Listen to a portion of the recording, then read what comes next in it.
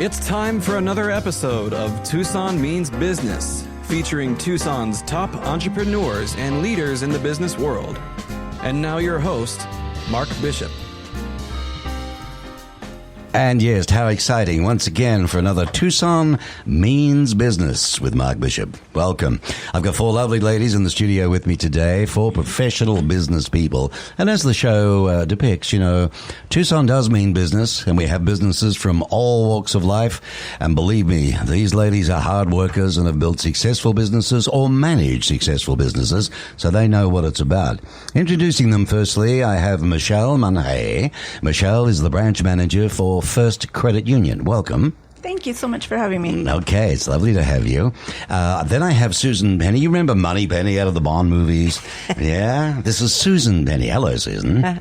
Hello, how you doing? Susan is the owner of the Community Voice AZ LLC, which is DBA for the Oro Valley Community Publication. And Oro Valley Voice, very popular and successful rag, as we call them, here in Tucson, and along with the Tucson Smart Shopper LLC, which is even smarter again. Welcome, Susan. It's nice to have you. Thank you for giving up your time. That's wonderful. Catherine Barron, hello. Hello, Mark. How are you? I am well. All righty. Catherine Barron, well, what does she do? She's the president, owner, chief cook and bottle washer, you name it, as she says. God love her. She is Barron Ventures, Inc., and that is DBA Catherine's Estates and Appraisals, the most successful estate appraiser here in Tucson. And also, oh, look, what a background. What did we get to her? But last but not least, this lovely young lady here on my right is Suzanne McNamara. Hi, Mark. How are you? Hello, Suzanne. Nice to see you again. A brand new business owner of a very interesting and unique spa. It's called the Fuchsia Spa. It's up at the la-di-da end of town at La Encantada. That's why they call it that, I think. But the prices, I don't know how she does it. So she's here to tell us, how do you make, in a very, very, select area, a very successful business start from zip and do what she can actually do. So I hope you'll get something out of today. And if you're an entrepreneur or an aspiring entrepreneur and you're going into business, you want to learn from these ladies, I can assure you. And I'm going to start firstly with you, Michelle. You're on the box seat. All right. 19 years ago is when you began your career as a full-time teller, yes? Yes. Now you're the branch manager of one of Tucson's most successful financial institutions. It's the First Credit Union. So miracles do happen, don't they? They do. They do. It took some time, though, from a teller to a member service representative, and then 8 years of good, hard service, loyalty, you were promoted to branch manager. Yes. How did you feel about that? I aspired from the moment I started to end up in a management position. So. Was that your goal? Yeah, it really was. Yeah? Yeah. May I ask, at what age did you actually start in the bank? Well, the credit union, I beg your pardon. I was 19 years old. That's a nice age, and yet you knew then where you wanted to go? Yeah, I did. From the moment I opened my account at the credit union, I was like, I'm going to work here. Never mind, manage the place, right? Yeah. So there you go. Good on you. Well done. I mean, we're going to learn all about that game and how you work your way up. But credit unions, they're owned by their membership nationally, with the CU motto being people helping people. Yes. Correct, okay. Does your team, I mean, you are manager, but does your team live by that motto, Michelle? They do. I feel very fortunate to have a staff of like-minded individuals that love getting involved in their community in any way they can help. Well, that's what it's about, isn't it? Yeah. I think this is what people are learning more and more and more. I mean, your industry is very competitive now. I mean, when I grew up, all we had was banks. Yeah. And they ruled everything, right? Then it became credit unions, or in Australia we call them building societies as well. Credit unions and building societies. But there we go from there. Now, the culture and values of the credit union must have gotten to you, really. You think about it, as a volunteer secretary for the Southern Arizona chapter of the Mountain West Credit Union Association. Does this further, does it help dedication to your work, a place of mission? What does it help you to do? It does. Through the association, it helps me collaborate with, other like-minded leaders in the credit union industry from various credit unions in our local area. And, together we train and we further help our community by volunteering our time and different things. Getting out there. So does that include weekends and public holidays? It can, yeah. Yeah? Yeah. I mean, depending on the event we attend. That's excellent, isn't it? Yeah. Because normally you guys, I mean, you never used to be open. Every time I arrived, there was a sign on the down window. Closed at 3. And I think, whoa, I want to work in a bank or a credit union. Never there, you know. The cultures we talked about, when you're not working or volunteering, personal life, what do you enjoy doing? Honestly, I love spending a lot of my time with my family. I enjoy a good Netflix binge. I garden. I recently took to refurbishing old furniture. And what else do you do? Okay. I have or is that enough? Furniture for you. So was your dad a carpenter or a builder by any chance? I mean, where did that come from? You know, my dad is in the line of construction, so okay. He helps me a lot. So there you go, because there's usually always a connection somewhere, you know, when that goes on. Susan, you don't do furniture, do you? Actually, I do. You do? Another one, Susan Penny? Mm-hmm. Heavens above. I tell you what, you are smart. It took me hours to prepare your stuff. I mean, what you've done is more than I did. My big guest on this episode, the entrepreneur and her genetics, from pages of things done. I'll give her this. She worked in the family restaurant at age 7, helped her grandmother bake pies for area restaurants as well. And I'd like to welcome Susan Penny again. Thank you. A gutsy young lady that put herself through high school with an unusual painting ritual. Yeah, it was back in the late 60s, and so I would paint anything on person's blue jeans they wanted for $5. All right. So, and they did the Uncle Sam, the flags. I mean, I did quite a few unusual paintings for people, but on the back of jeans? Jeans. I even did like a snake up a jean leg, wrapped around the jean leg with a apple in it. I mean, do you still have any of those? No, I don't have anything. I have some paintings, but I don't have any of them. Clothes, right. But 7 years of age, that must have been an interesting upbringing for you in a restaurant. I mean, people, conversations. Yeah, it was a very small town, a farm town, so most everybody that came in were farmers. Mm-hmm. And all we made was hamburgers and milkshakes.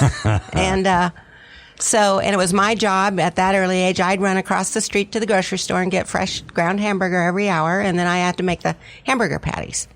Well, all individual, and you smash them down in a thing. Oh, it would have been fun. And you think back in your years, Now, look, you did marry young. You started at a horseshoeing business. This was the first thing, really. Well, making the cakes and the pies and all that was really your first thing. But this was the first one you had on your own. Then your hubby, but a horse-shoeing business in the winter. But is that a good time to be shoeing horses? Not in Ohio, no. The phone wasn't ringing off the hook, and my husband said, well, I don't know what to do, and I said, oh, well, drive around the country, and when you see a horse, get out and give him your card. And when the spring, the snow left and the spring came, he just got lots and lots of calls. So that was my first experience at marketing. What a good idea, running around dropping cards to do horseshoeing. Yeah, you're only 20, then you determined, though, to get ahead, and you decided to move to Missouri. And started the horseshoeing business again, plus a horseshoeing school at that time. Is that right? That's right. We used to go on big trail rides, and I'd go out and ride the horse and bring everybody over to our booth to have their horse shoed. And while we were there, a lot of people, of course, my husband went to horseshoeing school. I saw that was a pretty lucrative business. That was in Oklahoma. So people there, at these 2,000 people riding their horses, so we would invite them to our ranch, and then they'd take a 2-week horseshoe school. Mm-hmm. And we got like $2,000, and anyways, that's how we started that. That's pretty cool. But you also found something else, I believe, in these wonderful barns at people's places. What did you find in there? Well, because my husband went around to all these barns, they were just loaded with antiques. So I sort of started getting an antique business. Oh, no. And they had a lot of auctions, which I loved the auctions. I went to my first auction with my dad, probably about 7. And I'm just crazy about auctions. Catherine, did you get good antiques out of barns too? I have. Yeah, the trash. Well, what a place. All places. Yes. Well, you know what they say, one man's trash is another treasure, right? So I thought I had a tested business training background myself, Susan Penny, until I did your stuff and did research. I tell you, boy, wow. Anyway, you have done a marvelous thing. Tell us about the the restaurant caper, the 50s, 60s themed nightclubs, when you actually went to St. Louis area, I think it was. Then you moved to that with hubby. Well, we lived down on the ranch in Missouri, and then he started shoeing at the racetrack, which was in Illinois, right next to St. Louis. So I started working downtown St. Louis, and I went to work for a company that bought up distressed hotels, and they turned the bar into 50s, 60s nightclub. Well, being a 50s, 60s girl, that was fun. Got to wear the old formals and the gloves, and my friend, we did all the hiring, trained all the people, and they'd open these all up over the country, so we got to travel a lot, and it was really fun. Wow. They had Corvettes in it. They were always called Corvettes, so it was, I didn't even call that working. It was just kind of fun. Corvettes. I could say something, but I better not. Catherine Barron. Yes. She's the lady. Is that the Catherine Barron I saw on? Yes, you did. You saw her on the Antique Roadshow. Aha. She's been appraising antiques and personal property since 95 for museums and private clients. She's a native of Tucson.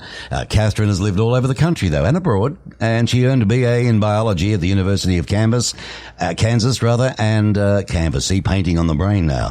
And an MA in art history at the University of Memphis, Tennessee. I'll be back. Welcome, Catherine. Thank you, Mark. Nice to have you again. You were the curator for the historic properties of the Memphis Museum System. Yes, anything moldy, old, that smelled bad, I was in charge of, and I would make exhibits and teach curation and education. Wow. Was that really when you started, learning about this world, the appraisals of antiques, art, and personal property? I've been fascinated with antiques and the history behind them all my life. As a kid, my grandmother had a big house in Missouri, and we would go there, and I'd kind of play in the attic and pull things out and say, Grandma, could I have this plate? And usually Grandma would give me the plate, and I just loved it. And in college, I didn't have 2 nickels to rub together, so I'd always go to the estate sales and the antique markets to go find a chair. Interesting. Furniture. Yeah, okay. And, did you have any inkling at all at school or at college that this might be a way you'd go? Well, I took the educationally scenic route, obviously, with the undergraduate in biology and then the art history master's. And I remember my professor in art history says, you haven't even taken an art history class. But I liked how science and art interpret and analyze facts and things that you see. Okay. And in that way, art is an expression of who we are. And that is a real quantifiable commodity. And that's why I can do so well in appraisals. Yeah, very good. Well, I'm looking forward to learning a lot more today from you. What brought you back to Tucson back in 2001? Oh, I love Tucson. I grew up here, and so I am officially a retread. I lived all over, and every place I would live in, I'd think, is this better than Tucson? No. Germany was a close second. Really? Yeah, that was wonderful. Interesting. Würzburg. Yeah. Wasserslaus? Oh, ja, es ist schön. Yeah. You have been published as a writer on art, antiques, and ancient coinage. Yes. In selected museum and art publications, and you've served as an editor for other authors' works as well. Tell us a little bit about those papers or magazines. I mean, are they national? Are they international? They're mostly local to the trade. I did a lot of articles for the Memphis Museum System and for the Arizona Historical Society. My thesis was on ancient Roman coinage. So I had collaborated with my professor and another school chum to do some publications in some magazines there. Interesting. Yes. Very interesting coinage, eh? I guess my limited experience or knowledge is that I understand that some coins are worth a fortune. Yes. If you're lucky enough to find them in a barn or somewhere, right? And you've protected them and looked after them? Yes. It's all a condition of grading coinage and then the scarcity and then, of course, how much was minted in a particular year. Right. Carson City Morgan dollars, which were part of the later Colorado mining from the Comstock lode, the silver lode that was discovered. Those are scarcer and more rare and more valuable than Carson City or the Morgan dollars that were minted in, say, New Orleans. Okay. What about coins that have presidents on them or famous people? Do they do as well? Or? Oh, it depends. the Kennedy half dollar is worth more, and the 1963 one is worth more than the 1964, 65, 66 editions. Interesting. Mm-hmm. And why would that be the case? Because that was the year he was assassinated. Well, of course, I didn't think of that. There's the connection. Mm-hmm. Yeah, I remember that day, exactly where I was at that time. I think everybody does. Yes, I do. It's unbelievable the impact that man had on us. Mm-hmm. In 2004, you founded Barron Ventures, Inc., yes, which is the DBA for Catherine's Estates and Appraisals here in Tucson. What does a business like yours specialize in? It's based on the client's needs, but generally what I have been doing more of late is appraisal services and giving a fair market value or a replacement value or a damage and loss value for anything. Mm-hmm. And that is an important thing because when times are good, people want a value for their art. When times are bad, they need to know a value for their art to figure out what pieces to sell, maybe. Right. Damage and loss is always a constant, Mm-hmm.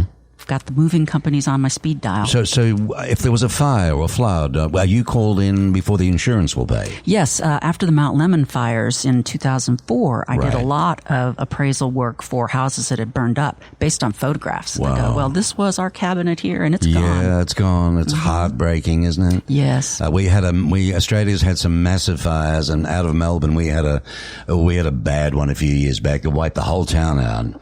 And a good friend of mine, he was in a major news anchor. He was killed in that fire. Oh, no. But I was there covering it, and I'll never forget the people, the tears, everything. All it is ashes, all your life, all your memories. Mm-hmm. You can always get other stuff.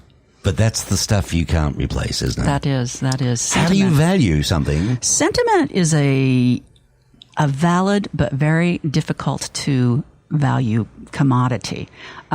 Bankers, trusts, lawyers, they just want to know, credit unions, they just want to know, a fair market value and a price. But, some little kid, one time we were doing a public appraisal thing, and this 7-year-old boy brought in this moldery old teddy bear. Mm-hmm. And it was like, we talked about it. We talked about the brand, the styling, the tradition of teddy bears. And I said, this is not an expensive item, but this item is priceless. There you go.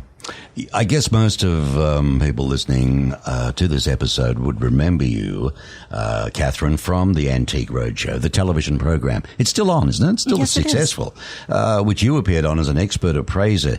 Just quickly, what was that experience like for you? Oh, it was really fun. It was kind of a theater in the round. The cameras and the film was all in the center, and you had different stations that you would go to. I was silver, which was next to glass, which was next to ceramics and pottery. And people would come in, they'd get 2 tickets, and they would come to you, and they'd have a fabulous piece of silver, and you'd say, well, tell me about this. Mm-hmm. And then they would say, well, I don't know very much about it. And then, would you like to be filmed with it? Then we would run around. They'd go to the green room and get their makeup put on and get sandwiches while we'd be running around with this silver cup and saying, okay, what do you think? Going to the library, going on the computer, and then you'd tape it. They'd edit it afterwards, and then you'd see yourself on TV. So that was a part of it, okay. But aren't they really there to get as much as they can for that lovely bit of silver? Sometimes they want to sell it, but we're not allowed to do that. So right, but so they're getting a darn good idea of what they could get for it. Right. I think, what was it, in 2001 or so, there was a Navajo Chiefs blanket that was appraised for $400,000 on the roadshow. An original, huh? Yes. Gee, how do you keep that so well after all these years? I don't know. They had it draped on the back of their sofa.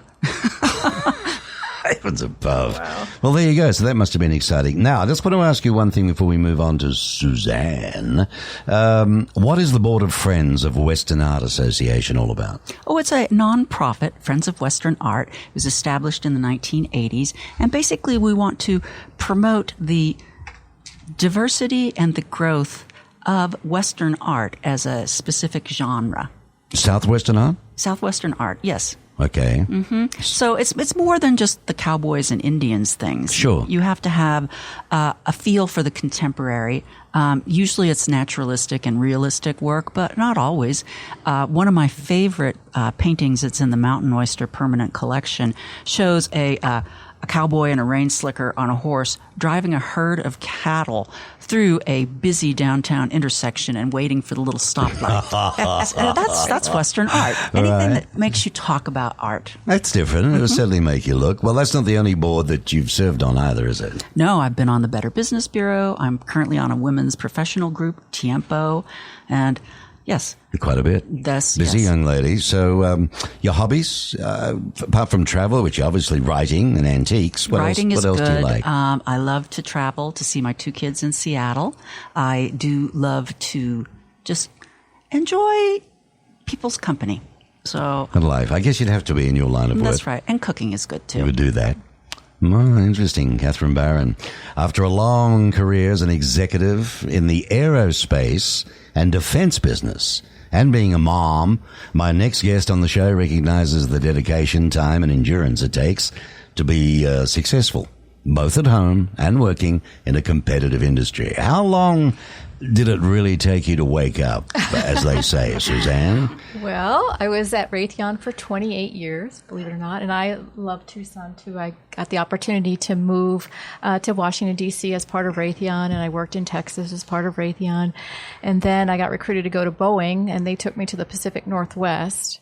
And I couldn't wait to come back to Tucson. And so I left Boeing to come back here, and I decided that I was sort of finished with defense. And well, 28 years in defense, right? Plus 3 at Boeing. So plus 3 at Boeing. Yeah, now, so what were your 31. positions there? What were your positions? I started out as an engineer. I was programming software and designing factories, and then led me into doing proposal work for new business, which gradually led me to do strategy, and became the vice president of business development and strategy at a subsidiary of Boeing. Mm-hmm. And then when I left Boeing, I came back here to start the business in wellness. In wellness. Well, after corporate for those years, maybe you do. A 30-year career in defense work. I mean, can you tell me what you did at Raytheon, or are you going to have to shoot me? No. Well, for the most part, I helped win new business, working in proposals and developing new ideas, working with engineers and figuring out how we would sell those ideas or market them, and then graduated to actually be part of the team that went out and solicited business from the different military services. So I know a lot about the Pentagon and how it works, and how to maneuver, and some other offices that are outside the Pentagon that actually control the acquisition for defense. I don't mean this to sound sexist or anything, but are there many female engineers? It's growing. There's a lot of STEM kinds of initiatives. Raytheon was real big about promoting that, science and technology and math for women. Interesting. And I think it is growing. I've got 2 nieces that are engineers now. Wow. So it's very exciting. Look out, women. Here we go. Yeah. And why not? Hey, Catherine? Yes. Brains. The women have the brains and the tenacity, don't they? We have the money, too. And you have the money, too. I bet you're an animal lover. I am. I have 4 dogs. And 4? I had horses when I was in Oregon, and then I had a horse before when I was in Tucson, which lovely. I get to ride anytime I want to. So they're not cheap, you know. The horses, no, they're not. To run and what have you. That's why you had darn good jobs, huh?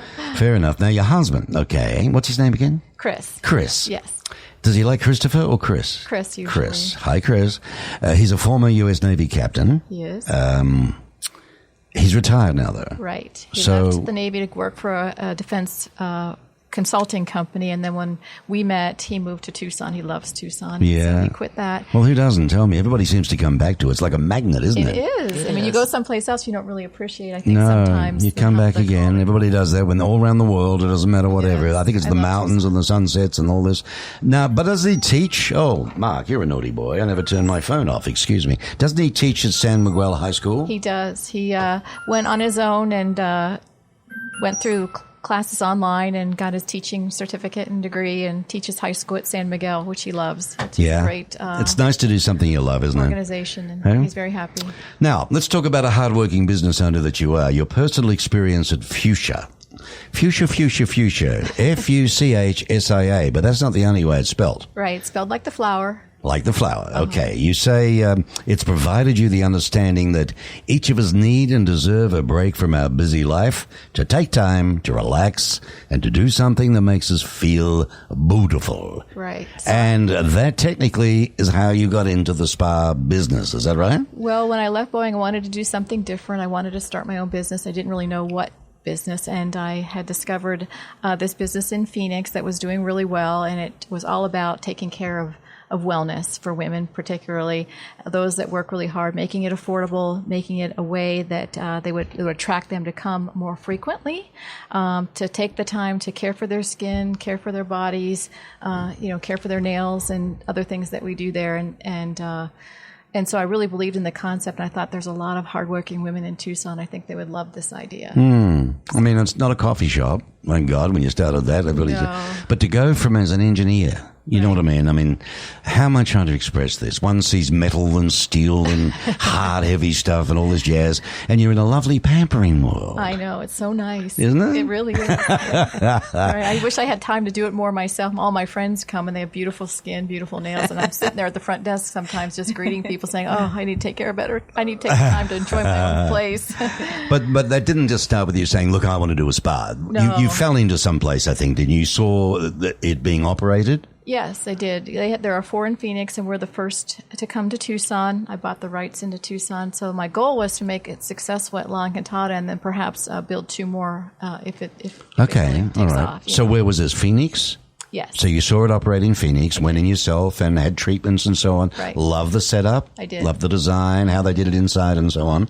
But what was the biggest thing that took your interest about it all? Because, I mean, there's tons of spas. There is. Right. Well, this is, I think in this case, for me, it was making it affordable. So that, in the past, I could go to maybe a Red Door spa or a fancy place maybe once every 4 or 5 years, and I loved it. And so I thought, well, at this place, you can come every month and you can spend the same amount, almost, if we do it right. And we have... They're usually very expensive, aren't they? They are. And we try to make it affordable, especially if you come every month, you can join our membership, which is really great. Mm-hmm. So... it was built out from scratch, as I'm to understand, right, at La Encantada? It was. Okay, so it's not just a walk-in, done type thing. And you did the design. Well, yeah, we used some of the concepts, some of the colors from the Phoenix operations, but we decorated it the way we liked, that we wanted it to be, and to make it a little bit more upscale and fancy, but not fancy like where you have showers and other things that make it more expensive. So we don't have showers. Some people would like us to have that, but it just increases the price to do that. This is kind of for busy women who are, Well, I was going to ask you what you meant by that. I mean, it's not just a matter of opening a spa then. You had direct marketing intentions, right? In and out, kind of. In and out. You get your skincare needs, and you're busy. You've got, children or, other things that you're trying to take care of with your work and trying to squeeze in your appointments so we can get you in and get you out and still take care of your basic needs for massage, facials, and nails. And Interesting concept. Interesting concept, because, again, it comes back to people don't have the time. Right. Something a little bit of luxury and for women yourself. don't tend to spend money on themselves either. They they're don't? much more givers, I think. They're buying gifts for people. They don't take the time. They've got kids. They've got families. And they're doing things for other people a lot. And do they take care of themselves, or they say, oh, I don't want to spend that much money on myself. Wow. And so if we could make it so that they enjoy it and they see the benefit of really, sort of rejuvenizing themselves once a month. That's my 1 hour of the month. That's my time. That I can do something really nice for myself. I think it makes a difference. So beauty doesn't have to come at a high price then. Well, that's what we're trying Well, it puts to down promote, to it. yes. I have to be honest here. I've been to the Tucson's newest spa, Fuchsia, and I admit it's beautifully designed, laid out in pleasure. I was surprised at the skincare range. It's high end, but it's not too expensive. I mean, it's fair prices. Right. You also offer high quality skincare services. Right. Do guys get facials too, as well as the ladies? Yeah. They do.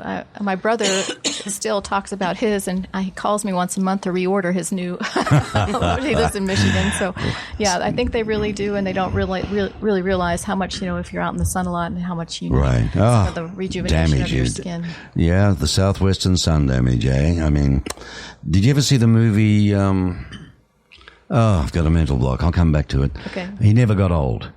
Oh. It was a painting, a portrait. Oh, portrait of Dorian Gray. Dorian Gray, that's the one. Yeah, that reminds me, yes. So, Suzanne, if I was to ask you, as this determined businesswoman that you are, what would be your goal now for Fuchsia? Well, it's new. It's a new business, Mark, new in town. We opened in November of last year, so not even a year old, and my goal is to make it profitable. We're not... Obviously, we need more clients to keep the prices the way we are, have them structured. And we're doing great, I think, particularly Mother's Day and Christmas were very good to us. Right. Yep. But, June came and, people leave and well, the snowbirds leave and, some of the walking traffic left. So I'm struggling, as a new business owner, just trying to understand that. And I'll check it out. I'll check it out. I hope so. And everything else you go out for, but a lot of people there. I think we've got 400,000, 500,000 in Tucson in the summer months, and we swell to 1 million or something when everybody comes back, what we affectionately call snowbirds. Isn't that right, Michelle? That's right. And snowbirds are what, Susan? What are snowbirds?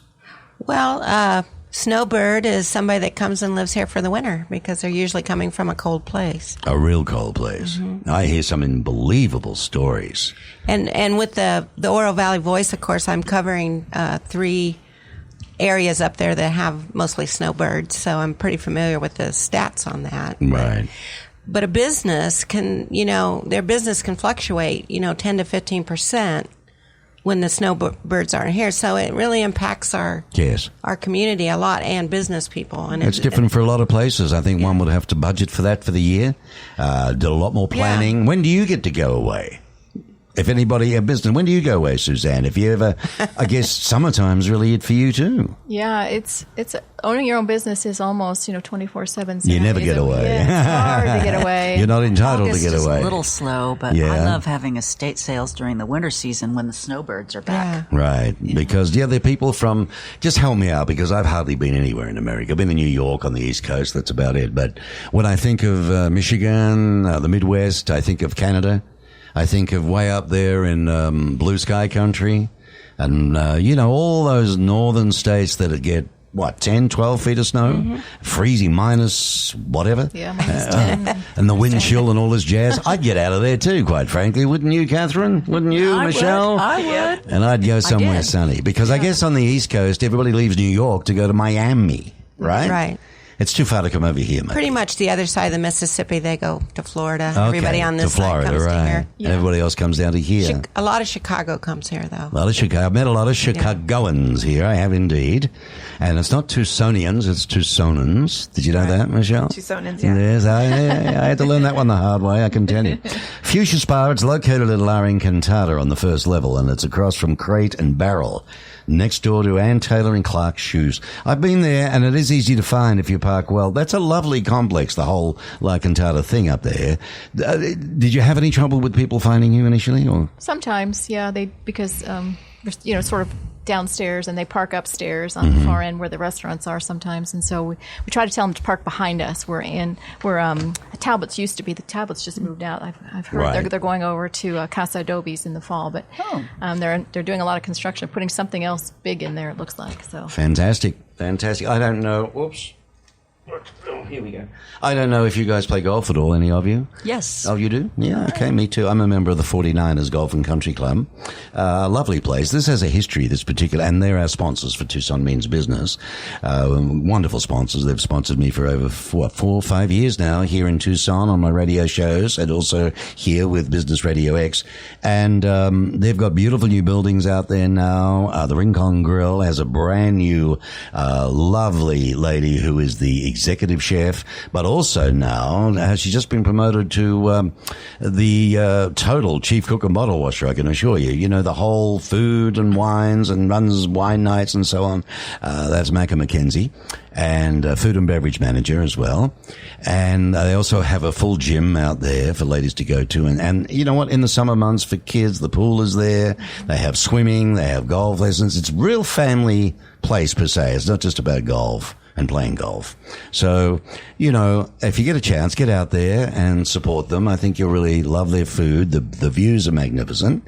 And the course itself, it was well known. I mean, Tucson is sort of a big, small place, isn't it, Susan? And, yes. And it was known as a really, in fact, I think it was back in 68 or something. I may have the years wrong, but the principle is this. It was a PGA course, a recognized course. And the pros used to play here at the 49ers. And I think Jack Nicklaus played, and there was a hole, I don't know which one it was, but he took about 11 shots on it or something. It's famous. Well, it's had a lot of history since then, and it nearly died totally, the course. The owner skipped out of town and a few things, but unfortunately he sold the water wells. And no one was going to do anything about it, and they would have built housing on the fairways and so on, which was pretty sad. And this wonderful gentleman came from Colorado Springs, and he retired and so on. Anyway, he saw the place, and this is disgusting, and he thought he would do something to help Tucson, create jobs. He bought the premises. His water bills were astronomical that he took over, I can assure you. And he pays serious money, whereas we do know of public courses that get all free water. So there's quite a bit of debate there going on, and he actually pays for drinking water at full drinking water prices, but he doesn't get drinking water, he gets the other one. So it's very hard, but he's built this place back again, and 6 years now, and it's beautiful. And it's a full credit to him. Ron McKenzie is his name. It's full credit to him. So the 49ers Golf and Country Club Estate, proud sponsors of Tucson Means Business. And that's what you call meaning business, is doing something like that and going, spending a fortune to create jobs for a few, but put it back into the economy. You in the bank, young lady, yes. Do you get called out much from your office to settle disputes, or everything just beautiful at First Credit? For the most part, it is beautiful, but we occasionally have our disputes. There's ongoing fraud. But is there really? Yeah. Mm-hmm. Yeah. Give us an idea. Tell us what. There's just so many different scams that, it's outsiders are trying to do. It's every day right. changing. So, Right. So you must be kept aware all the time. Yeah, there's, wire fraud, debit card fraud, identity theft, that sort of thing. But, we take pride in the fact that we like to educate our members on how to avoid that before it even happens. Okay. As a not-for-profit financial cooperative, you're owned by your members, but they're not shareholders. They're not. Okay. How does that work? Basically, I should ask you, how does that compare to a normal operation? What's the difference, do you think? So with banks, they're governed by stockholders. With credit unions, we're governed by a board of directors that are also members. They volunteer their time most of the time. Right. And so with that in mind, So the board is volunteer too? Yeah. Okay. So the decisions that are made on behalf of the credit union, that's done with heart and intent for what's good for the membership as a whole, rather than stockholders. All right. So how does it work when you invite a new member? Because you're as good as your number of members, correct? That's correct. Investing their monies into the union, the credit union, yes. Which you in turn do things with that go back into the community. Now, I come along and do I get a good interest rate from you if I have a savings account with you? Yeah, we offer some of the best rates. Really? Yeah. You're very comparative to the banks? Yeah. We're actually, most of the time, better than the banks. Better than the banks. Yeah. What about young couples trying to get money for housing and their first home? And you know how tough it is. Yeah, that's what's awesome. We're a full-service financial institution, so we, do it all. Anything from a savings account to your first mortgage. Yeah, is that a big part of your business? Housing and loans and it is. It is. In fact, that's our primary focus currently with the low rates. Interesting. You are local, but the first credit union was established in Arizona in 1929. That's correct. Well, that's way back, isn't it? Your headquarter location was based in Chandler and still is? Yes, it is. Okay, up there with the Northerners. But now a network of 8 branch locations in the state, and you offer a full suite of financial services from savings to investments to auto, credit card, and home loans. Share a little bit about those products. We've touched on home loans. Give me an idea of some of the other products. So we offer savings account, checking accounts. We have starter checking accounts for children, starting at the age of 13, where we offer them debit cards so that we can teach them how to balance a checkbook. Mm-hmm. We offer retirement accounts, IRAs, individual retirement. Okay, let me ask you a couple of questions. I don't want to put you on the spot. Kids with credit cards, is that a good thing? Or are you teaching them fiscal responsibility? They don't have credit cards when they're children, but debit cards. And we're going to educate them on how they balance their checkbook. We offer online services so we can show them how to get logged on, how to, balance their checkbook as they're making their purchases. Interesting. I thought, Catherine, the checkbooks were gone, I almost am going back full circle to checks. Are you really? Because Really? every day the technology changes and credit card fraud is such a constant. It's scary, isn't it? It is. And all the fees that the credit unions Expensive. charge is a credit to and they encourage the consumer, but they don't support the vendor. So Right. I've only had one check bounce in all the years I've been in business that I couldn't reclaim, and Right. that was for $50. So Well, I had a check bounce on me a couple of weeks back with a client. Needless to say, I won't mention that. But the credit union gave that particular person all their money back and even paid me the $12 it cost me because I got gypped by it. You know what I mean? So I thought that was very nice of that credit union. yeah, that is. Does credit unions do merchant services, like for vendors? There are some credit unions that offer that service, yeah. Okay. Yeah. Yeah. But First doesn't? We don't, unfortunately, at the moment. Yeah, but you got to look at it. We You're have doing business accounts, we just don't have the actual merchant service. it? Okay, Yeah. okay. But that's probably going to happen, though, isn't it? Yeah. Because it's a piece of the market you would need, I would think. Oh, yeah. And members would need, small business members who have got businesses would prefer to deal with you than someone else down the road. Exactly. Yeah, and you're losing that business, aren't you? Yes, you have to look at it all up to the board, huh? I suppose you've got to crunch all the numbers. How much extra staff does it take, and extra, all that sort of jazz comes into it, right? Yeah. I covered that. 1929, that's 90 years. 90 years. That's right. God, you weren't even a twinkle. Neither was I, in respective eyes. A little bit about the history. Do they train you when you first joined the bank? Do they take you up there at all? Or do you go through a film of the company? Yeah, when you get hired on, you're told about the history of the credit union. So, like you said, we began in 1929. We were created by federal employees that gathered together during the Great Depression to offer low-cost financial services to their community. Good. What other things set credit unions apart, do you think, from other financial institutions? Our community connection, core to credit unions' philosophy, is that we have a strong connection with the communities that we serve. So through financial education and other outreach efforts, credit unions are consistently giving back. Yeah, Susan, you go back. Do you remember credit unions? Very. Well, I do. As a kid, I started a bank account early. I remember that. And my CPA did recommend to use a credit union. So Really? But I tried one, but they didn't have enough business Right. services that really met my needs, so I had to change. We went from baking pies to horseshoeing. Yep. And then into theme restaurants all over the joint. But in 1987, you started a new life. Yes, I did. I was back in Moved back to Tucson. St. Louis, and I was newly divorced, and it was cold, and I said, I'll get gas at lunch because it's so cold. I'll wait till the sun's out.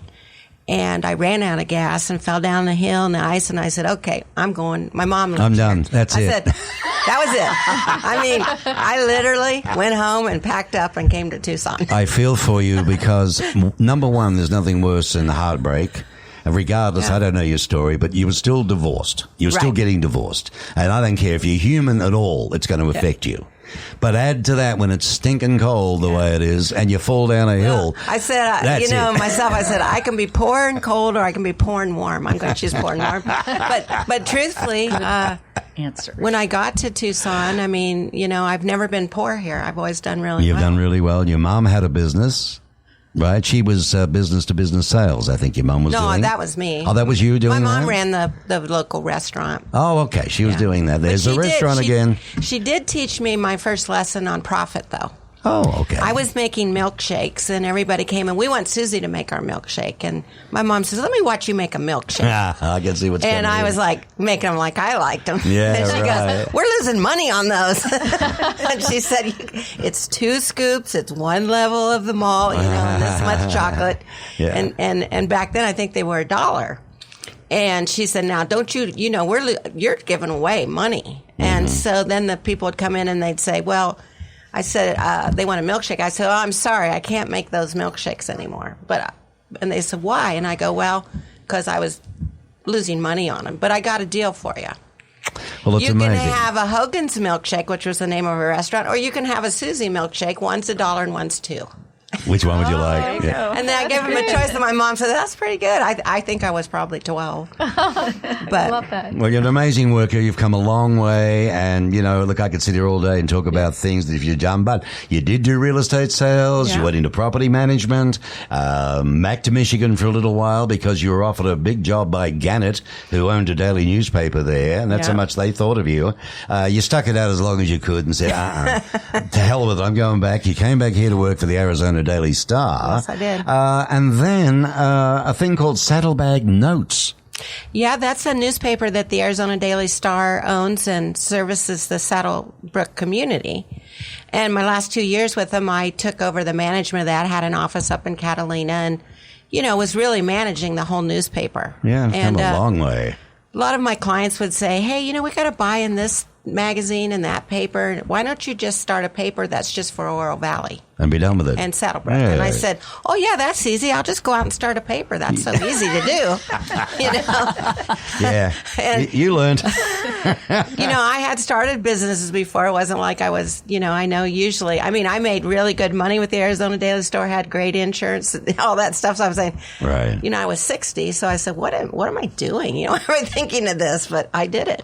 Unbelievable. Then you went on to open up after The Voice, an opportunity came up to do the Savvy Shopper, which used to be. It used to be the Savvy Shopper was here. And then you made it. I love the Savvy Shopper. A person that had worked for them for over 10 years, he called me up one day, and we knew each other because we had a lot of similar clients. Mm-hmm. And he said to me, would you consider publishing a coupon magazine because Savvy Shopper's leaving town?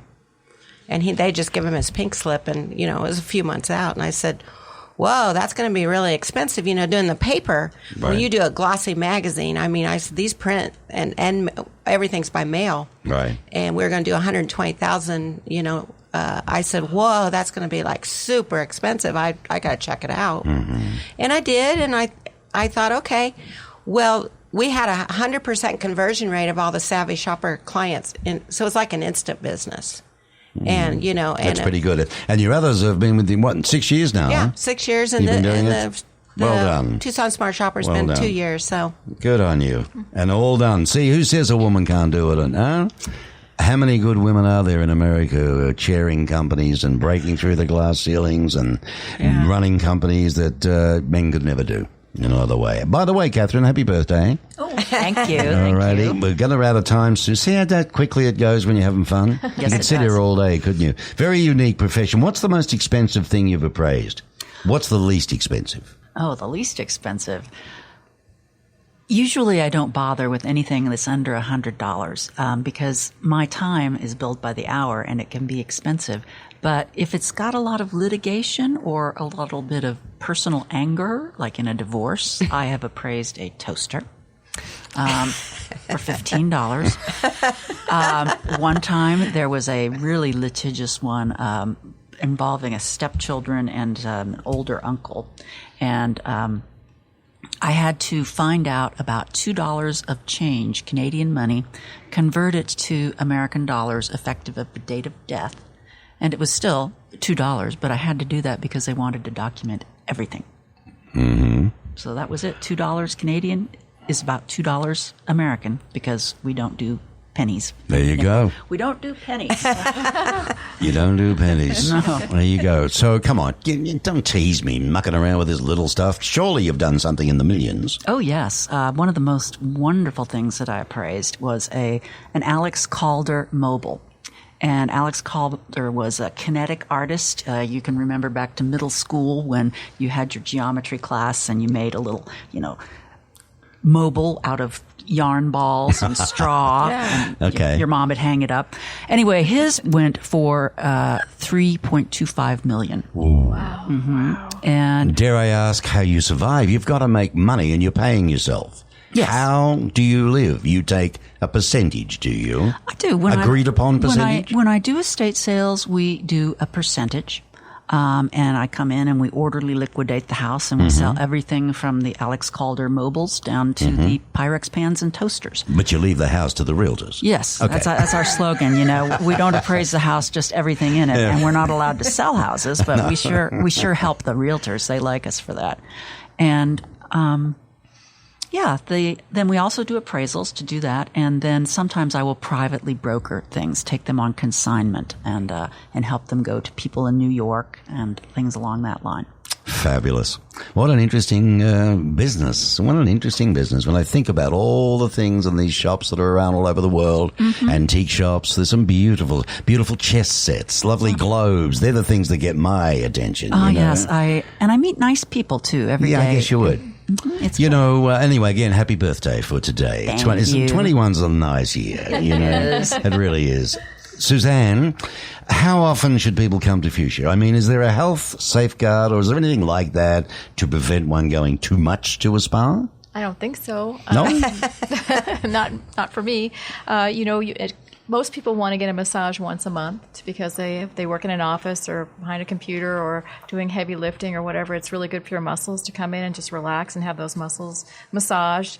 And we have an infrared sauna. You can come every day, once a week, and those are really popular. And they're getting more and more attention from a health perspective to just bake out toxins and make your muscles feel better. And as far as skincare goes, I would recommend once a month. You have to do that, obviously, for a facial. And then your nails just depends on how often and how much you use your hands or your toes. We take care of those as well. The pedicures and so on. Yeah, it's a luxury, isn't it? I mean, it's a nice little thing to pamper one's body, to respect one's, the carrier of the spirit.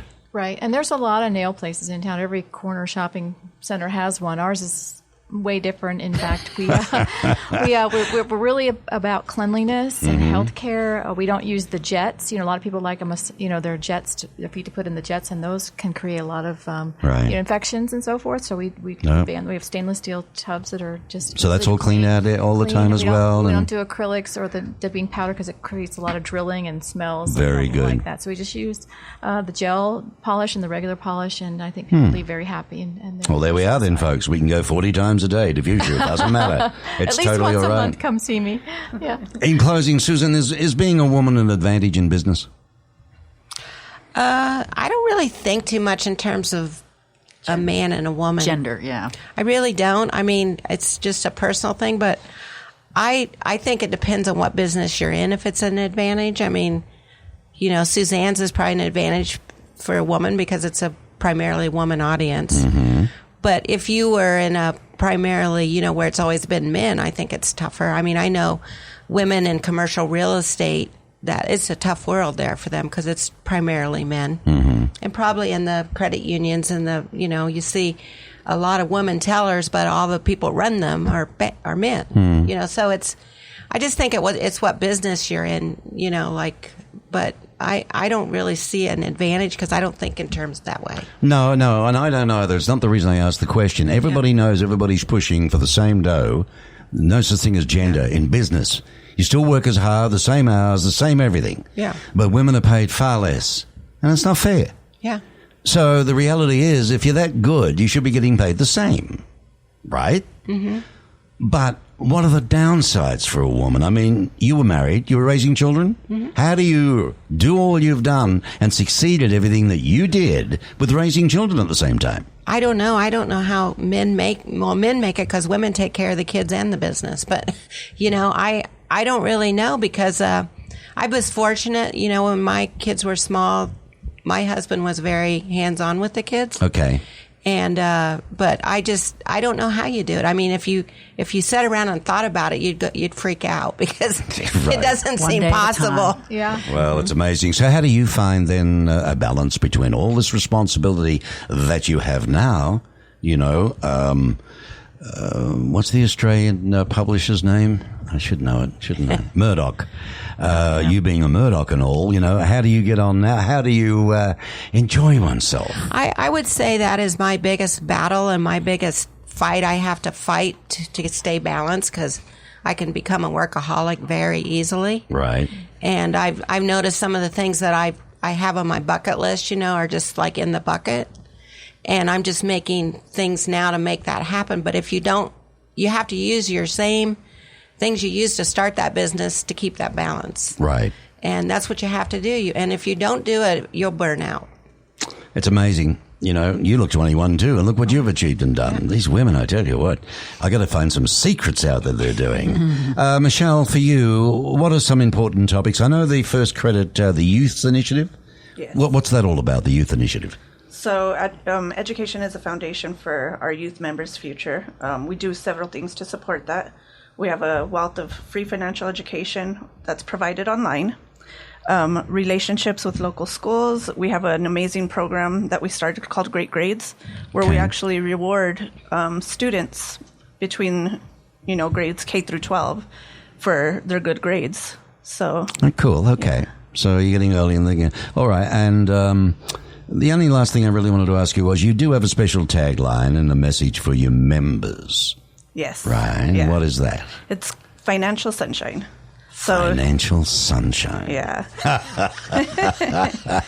You have a website. I'm not going to go through all your other stuff because each of you, of course, will be on the Tucson Business Radio X site permanently. You'll be published up there with your photographs and your histories and bios and God knows what. Anybody can contact you with the phone numbers and also all of your social media links and so on there, which is great. But you do have a site, and that is firstcu.net. Correct. Okay, www.firstcu.net. And I'm referring to Michelle Munhay. Munhay, yes. Munhay, Yeah. Munhay. When I first looked at it, you would think it too. I thought it was Mange. Michelle Mange. M-A-N-G-E. And I thought, hang on a minute, it's not German, it's not French, it's not... Then I said, Mange? She said, no, Munhay. And I said, oh, okay. One thing I love about this career over 40 years is the names and the people that you meet. And it's been an absolute pleasure. Thank you, Michelle. Thank you. Appreciate the time that you spent with us today. And you're a credit, such a young age, you're a credit to what you've achieved. You've shown me that women in business or listening who are young ladies, if you focus on a goal, you can achieve it. And that's what it's all about. Susan Penny, you've got to get back and start running those papers. But you do shut down, I think, 2 months a year, don't you? We produce the Tucson Smart Shopper 10 times a year. We don't do January and we don't do July. But the Oro Valley Voice is 12 months a year. That's 12 months a year. The regulars, I think you tried to stop it, I think, for 1 month, and they went nuts, didn't they? Yeah, our clientele up there, most people that really engage in the newspaper are at least 45 and above. And so a lot of those people don't have much to do. So if there's a misspelled word or anything's wrong, believe me. But you know what's really unique is they take time to write me a letter. How about that? And that's how I know what their age is, because they can still write cursive. But no, well, they're the ones that thought the what's it called, computer invented by the devil. Yeah. You know what I mean? So they still want to handwrite. But anybody that takes the time, even if it's a critique, I send them movie tickets. That's nice. Because I just think that's really old-fashioned, and I wish more people took time. But it tells me they take ownership of the paper in the community, so it's a good thing. It's a lovely thing. Thank you. I appreciate that. You two on the site, Susan Penny of the Oro Valley Voice. And, of course, now it's not the Savvy Shopper anymore. No. It's the Tucson. Yeah. And we have nothing to do with the Savvy Shopper. We completely started our own. Yeah, it's a revamped things. Absolute thing. But it's marvelous, and it's well done. Catherine Barron, leading estate. Again, happy birthday. Are you doing anything special? I'm going to have dinner with some friends tonight. Actually, today, right now. This is special. That's very nice. That's good. I appreciate your time coming in. I wish you well with your business, and hopefully, we'll revisit another time, all right? I would like that. Well, thank you, Catherine and young Suzanne. Fuchsia Spa. Ladies and gentlemen, up there at La Encantada. I love the way you say that. Yeah. You should make everybody want to come. Remember when I did the ads for you? I did. It was for great. radio? It was fun. Yeah, people liked those, didn't they? Yeah. And it's very, very nice. Get a chance, get up there. It's affordable. Don't tell him. Just take some of the shopping money and go. Have a nice little treat for yourself up there. And Suzanne will meet you and look after you. And if you heard it on the show, you tell her that. But that's Fuchsia Spa at La Encantada. It's up there at East Skyline Drive. Susan McNamara is the owner and chief cook and bottle washer for that one. And I thank you for taking time out and coming on Tucson Means Business, proudly sponsored by the 49ers Golf and Country Club. And thank you, listeners. Joy being with you. We'll be back for episode 16 shortly of Tucson Means Business.